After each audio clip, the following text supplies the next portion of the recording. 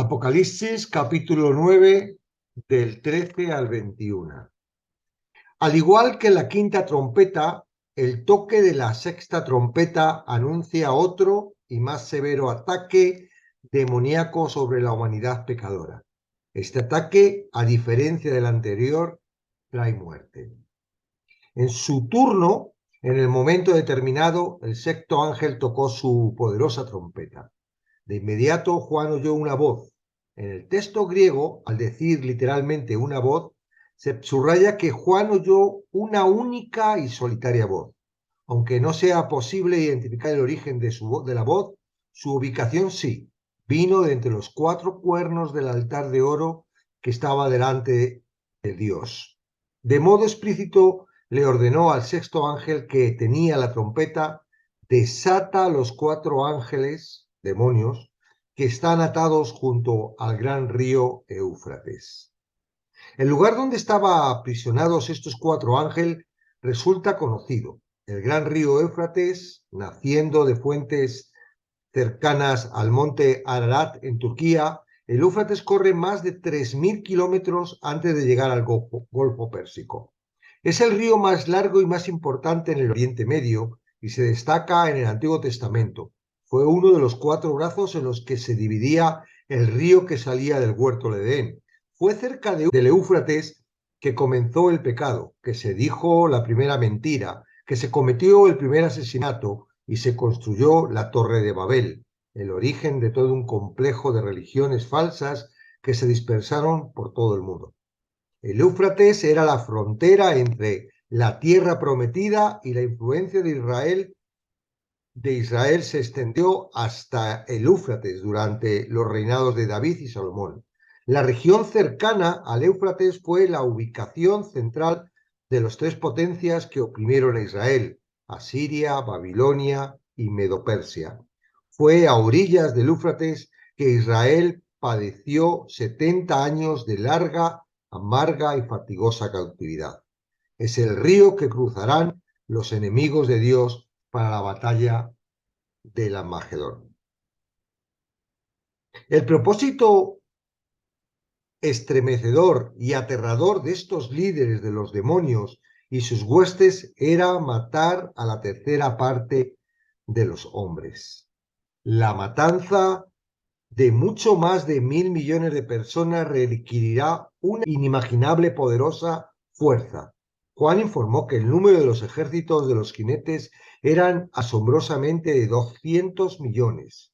Es muy probable que este sea un número exacto.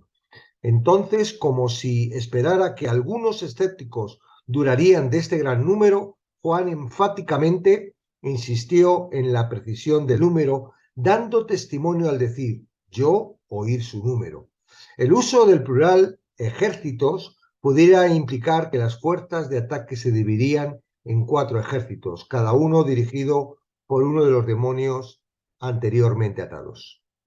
Antes de describir a los caballos, los reales agentes de destrucción, Juan describe brevemente a sus jinetes. Observó que los jinetes tenían corazas de fuego, de zafiro y de azufre. El color del fuego es rojo, el del zafiro azul, oscuro negro como humo, el del azufre un amarillo sulfuroso, describiendo la roca que, al encenderse, produce llamas y un gas sofocante. Estos son los colores y los rasgos del mismo infierno y ofrecen una terrible imagen de la ira de Dios derramada sobre el mundo pecador por esos demonios. Estos colores recuerdan la destrucción de Sodoma, Gomorra. En la escritura a menudo se asocia caballos con la guerra, pero es evidente que estos no son caballos reales. Empleando el lenguaje descriptivo de su visión, Juan observó que las cabezas de los caballos eran como cabezas de león, como los leones eran fuerzas de demonios. Despiadada, feroz y determinadamente acecharon y asesinaron a sus víctimas. Juan señala 3 formas en las que los caballos de los demonios matarán a sus víctimas, todas ellas respetando la furia violenta y devastadora del infierno.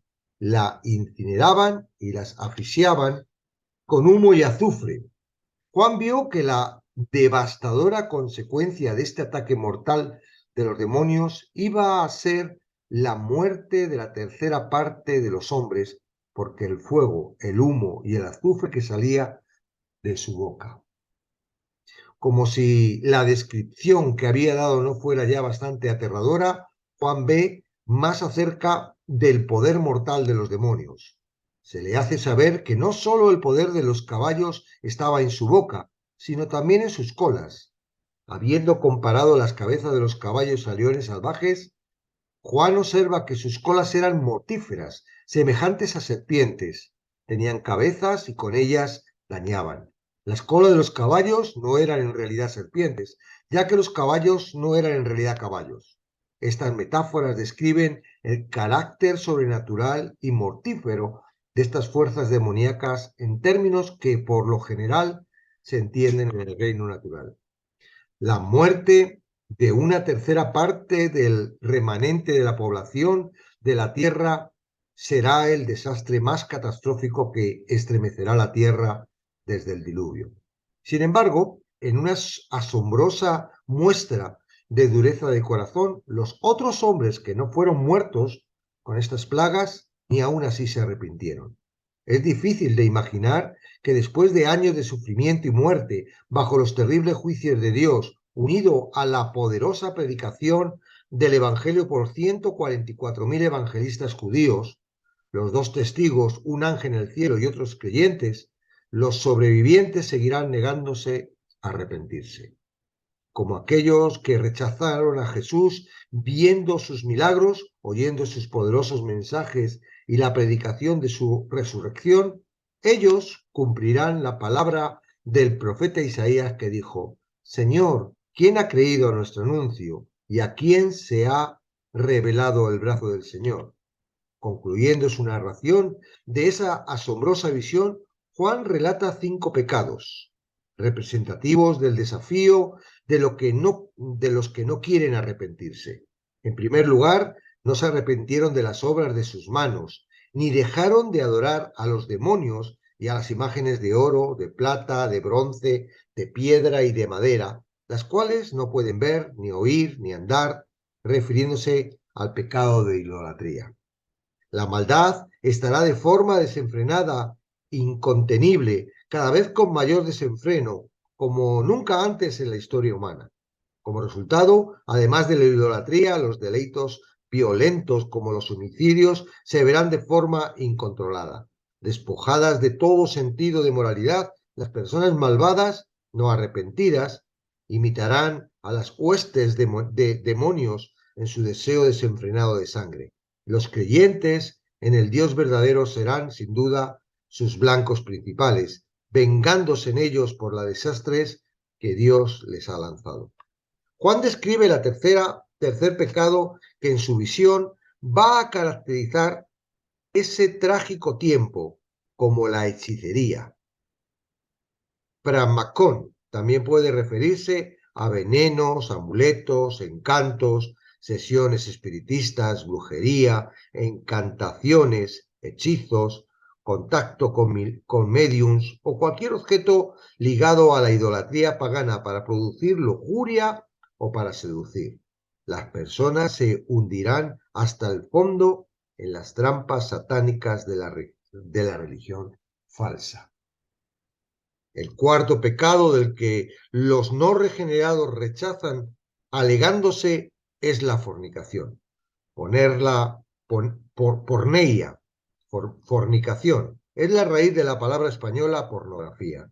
Es un término general que describe el pecado sexual de cualquier tipo, ya sea fornicación, adulterio, violaciones u homosexualidad. En este tiempo se verán perversiones sexuales indescriptibles sin freno alguno.